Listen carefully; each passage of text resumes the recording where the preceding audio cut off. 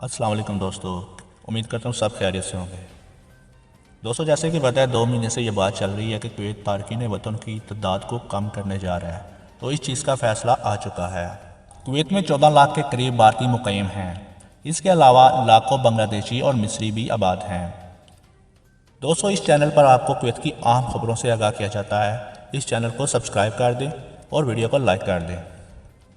تاہم کویت کی جانب سے 2 ماہ قبل یہ اعلان کیا گیا تھا کہ کویت میں تارکین وطن کی تعداد کم کرنے کے لیے جلد قانون سازی کی جائے گی، جس کے بعد 14 لاکھ میں سے 8 لاکھ بھارتی واپس بھارت بھیج دیے جائیں گے۔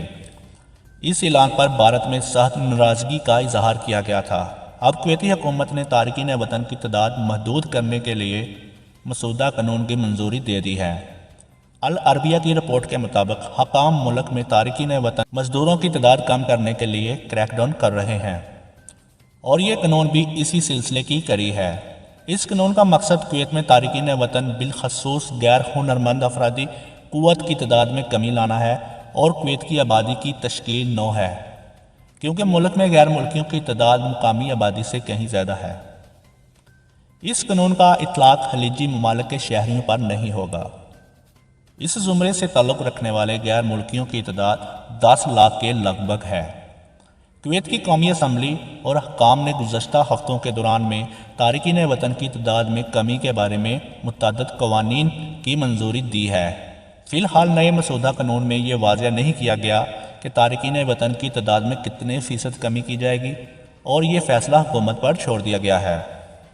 اس فیصلے کو حکومت طے کرے گی کہ یہ کتنے فیصد تارکین وطن رہنے ہیں اور کتنے فیصد شہریوں نے رہنا ہے۔ کویتی حکومت اب مختلف شعبوں میں بھرتی کیے جانے والے تارکین وطن کی تعداد کا از خود تعین بھی کرے گی۔ نئے قانون کے تحت اگلے 5 سال کے دوران لاکھوں افراد کو کویت سے واپس بھیج دیا جائے گا۔ ویزے کے بعد اقسام کی منتقلی پر بھی پابندی عائد کر دی جائے گی۔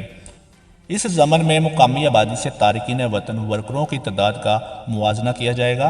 گزشتہ ماہ کویت کی 60 سال سے زیادہ عمر کے تارکین وطن کو کام کے لیے حکامے جاری نہ کرنے کا اعلان کیا گیا تھا، اور یہ بھی کہا گیا تھا کہ یونیورسٹی کی کوئی ڈگری نہ رکھنے والوں کو 31 اگست کے بعد حکامہ یا ویزا جاری نہیں کیا جائے گا۔ واضح رہے کہ کویت میں تارکین وطن کل ملکی آبادی کا تقریباً 70% ہیں۔ دوستو امید کرتے ہیں آپ کو یہ ویڈیو اچھی لگی ہے، اگر اچھی لگی ہے تو اس کو لائک سبسکرائب ضرور کریں۔ شکریہ۔